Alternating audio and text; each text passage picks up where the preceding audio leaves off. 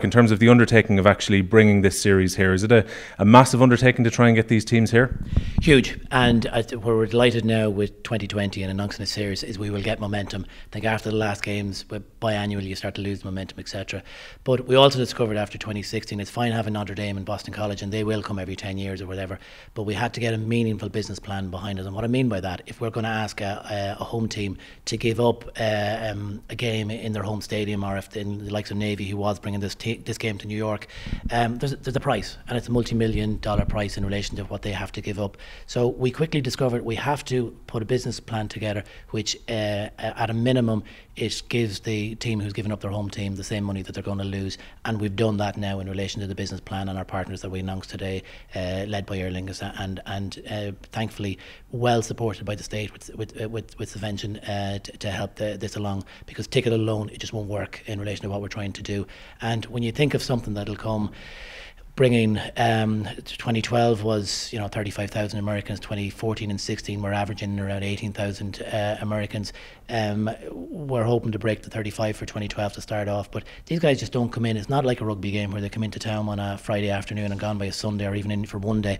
They're going to come in a minimum 7-day stays, 3 in Dublin, 4 around the country. So it was amazing at the other games, people in Killarney and Cork and Belfast are all saying, wow, what's this thing happening here, where are all these Americans coming from, etc. So it really does work from that. So from an economic perspective, it's a 32 county, while the game is in Dublin. Some of the high school games will hopefully bring 12, 6 minimum high school games, 12 teams, which we will position a little bit around the capital as well. So it's a win for everybody. 35,000, is that realistic? Is that ambitious? Well, we've done it before. So 28,000 Navy and 7,000, 28,000 Notre Dame and 7,000 Navy arrived in 2012. Our chairman, Neil Loughlin, has set it as the minimum goal, talking to Notre Dame and being over there a number of times. The amount of guys says, I wish we travelled the last time, I wish we came. One of our key ambitions with these games is we have to get out 2 years in advance. We've done that, thank God, in this one. And in relation to the 2021 fixture, we will get out next year in 2019. So we're allowing supporters, alumni, all the rest of it to plan and come for that. And the more, equally, the teams that are targeted and we're talking to, they're in Aer Lingus hubs as well. So they're in cities where there's already good connectivity between Ireland and that particular city. So that's important. So no, I don't think so. Particularly with Notre Dame and Navy. Navy, please God, will bring their midshipmen, and that's 2,000 alone. So we're up and running. The official party out of Notre Dame and Navy for the team, cheerleaders, etc., is in excess of 300.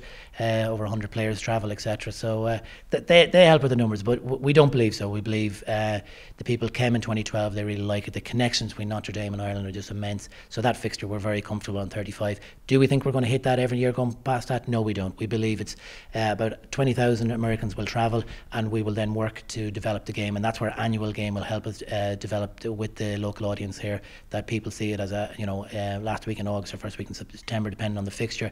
It's a back to school treat. It's come out to something that's more than a sporting event, much more than a game. So we know we've work to do in getting the Irish audience more on board with fixtures, etc. And Europe as well. We can't forget there's huge support in NFL that go to London, Germany. I think there's 40,000 players in their amateur league, etc. So we know that it's there. We know there's interest in sport in general, NFL due to Sky and so on. People are getting to like more and more American football, and the fact that we are dropping in a Division 1 team once a year here to Dublin, good fixtures, all the signs are right. Given, I suppose, the popularity of NFL, and as you say, particularly London becoming a hub, is Dublin trying to position itself as an out-of-America hub for college football then? Well, as far as we're concerned, this announcement, we are the European headquarters of college football. We certainly are, and if the plan will be very close, depending on whether it's week 0 where this fixture is, or week 1. Either way, it'll be the opening game in the college football season. So it's we're great in 2020. It'll be a 5 o'clock kickoff here locally. It'll be 12 noon in the States Eastern time, and that means with TV audiences in the last 3 games average about 2.5 million. The projection for this one is 4 million plus TV audience alone, and could be a hell of a lot higher as well, because the fact it's the first college football game of the season and it's not clashing with anything. If it is on Labour Day weekend when college season opens, it means we're a 7 o'clock game in the States, which is also very positive for them, because you're eating it with your cornflakes, you're watching the first game of the season, and you're ready to go out and support your own team that afternoon. So from a TV perspective, from an Irish perspective, it really works that way. In terms of the timing, obviously August 29th, as you mentioned, it's going to be a 5 p.m. start time, as opposed to, it was kind of mid-afternoon last time, around 2-3 o'clock. o'clock, which meant that the commentators in ESPN were even referring to the fact that everyone was waking up. Those couple of hours in America later, does that make a big difference to the TV audience? It's more than that, believe it or not. We kicked off 12:30 and 1 on the previous 3, so we've nearly got a 5 hour, 4.5 hours, so it's huge. Like, I mean, the difference between 7 a.m. and 12 noon Eastern time is massive in relation to what the TV will be and the attraction, and that's a big win for our sponsors too, particularly Fáilte Ireland, Tourism Ireland, in relation to sending, and Aer Lingus for sending our messaging out. The stadium will live, and what we loved about and the TV hasn't been confirmed for this fixture yet, but when CBS and ESPN have been here in the past, they just don't come to the stadium. They're down in Dublin town, they're down in Trinity College, they're down where we're pep rally and tailgating, they're interviewing local businesses, they're interviewing local dignitaries, etc., and they're sending that Irish message back. So it's a win-win. That's one of the things, the inserts last time around showing pictures of Dublin, even some aerial shots, I think, of Wicklow and so on, and outside the city. This is almost like a Board Fáilte thing, in terms of getting advertising out to the States. For sure, like, I mean, and that's much more than a game, and it comes down to, if it goes back to ticketing, we wouldn't be able to do this. So we needed, from a government perspective, the obvious partners were Fáilte Ireland, Tourism Ireland, supported by Dublin City Council, who've been fantastic, because we need them to get the city alive and to bring it on from there. And Aer Lingus, obviously, because of what they do in relation to their concentration in North America. So there's a tourism aspect of it. It certainly helps bring the teams here and makes it happen, etc. We bring in, but it also, from a sport point of view, we're dropping in one of the high-profile sporting events of the year into Dublin. And interestingly, it's on a weekend where the All-Ireland football final is on as well. We've previously clashed with the hurling. We're very comfortable with this, because if you take the Rugby World Cup bid, for example, it says about Ireland's experience in relation to hosting. So on the 29th and 30th of August 2020, we will host the largest movement of Americans to a sporting event anywhere in the world.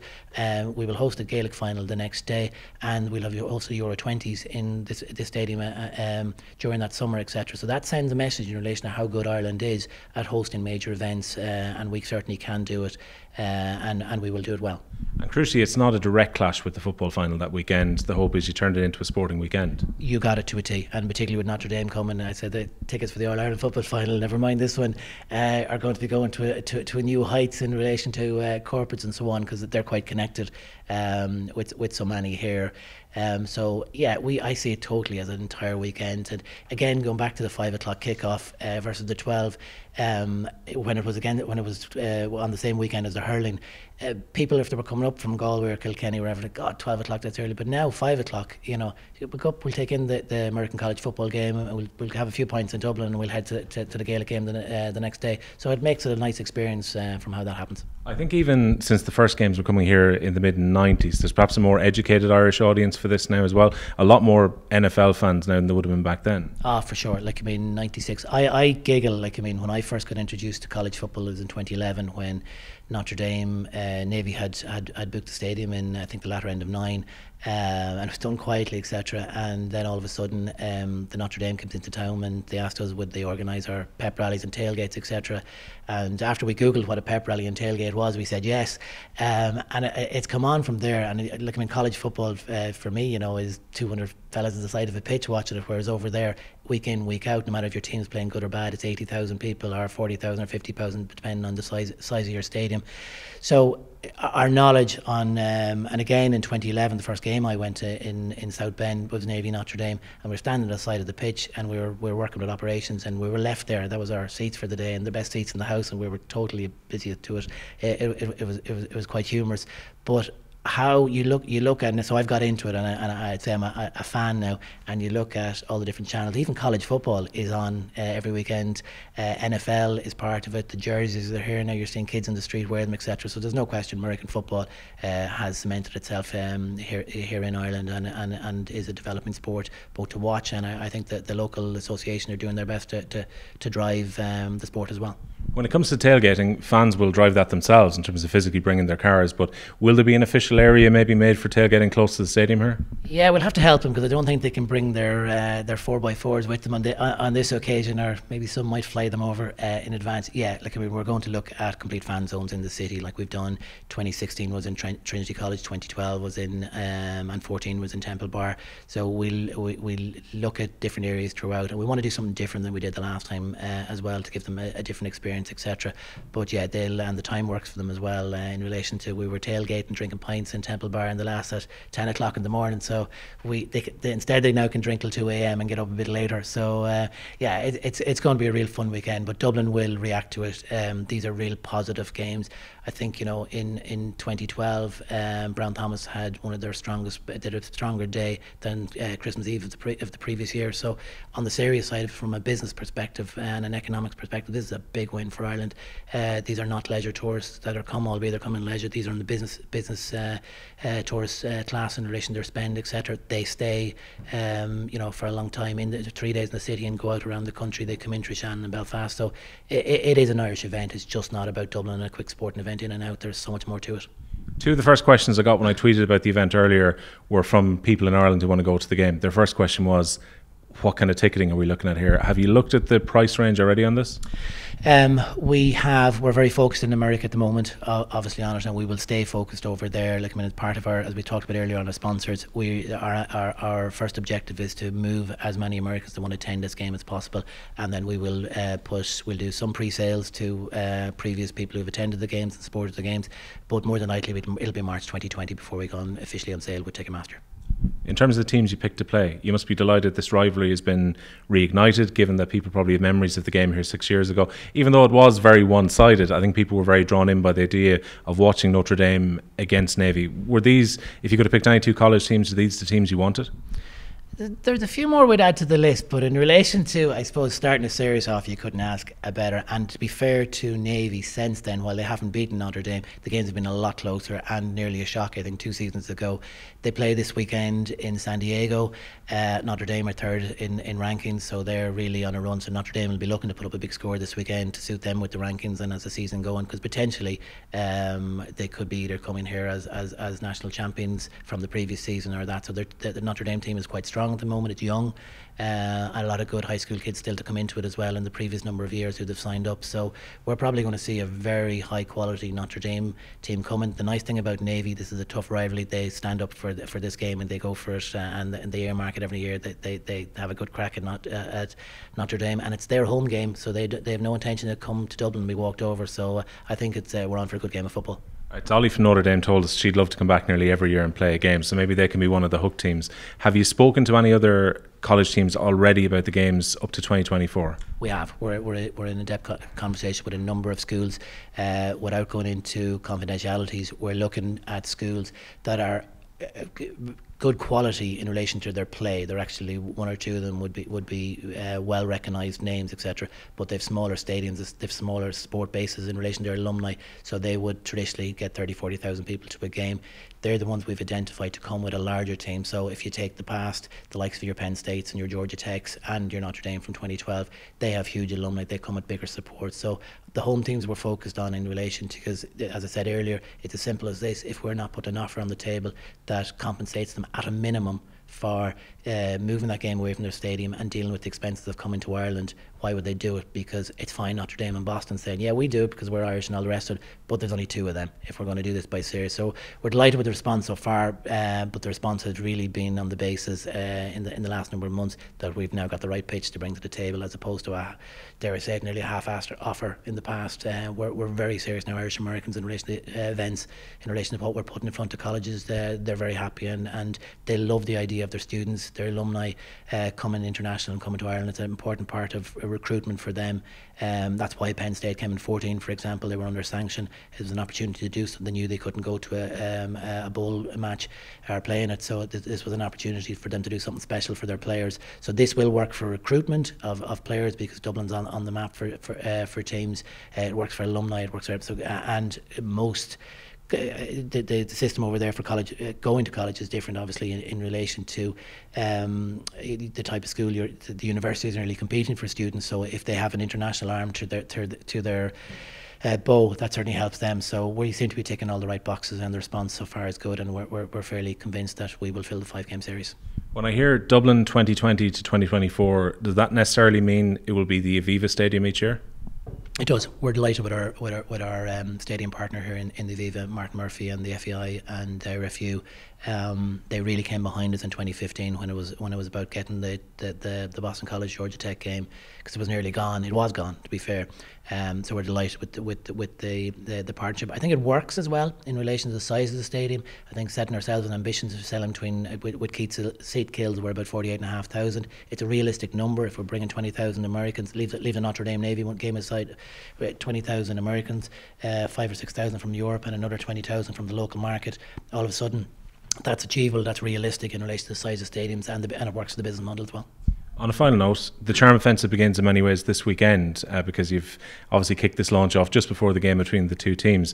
What's the task ahead for you guys as a committee for the next 22 months then? So our focus now is very much in the States in relation to selling travel packs and hospitality packs, which the hospitality packs are a mixture between corporates here in Ireland and people travelling in from the States, albeit I think the phones are already hopping and we're trying to keep some boxes for the local market, so we've a little bit of work to do there.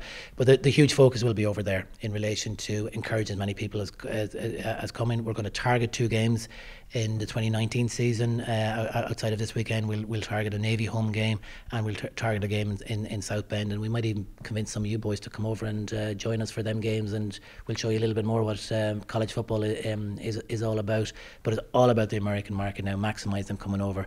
And the team here, then we're looking at infrastructure, what works best, where will we put tailgating, pep rallies, fan zones. The much more than a game is a very important part of it. We will have a CEO club, and in 2016 the Boston College CEO club travelled. Notre, Kent, the CEO and chairman of Coca-Cola, was the guest speaker. Phenomenal man.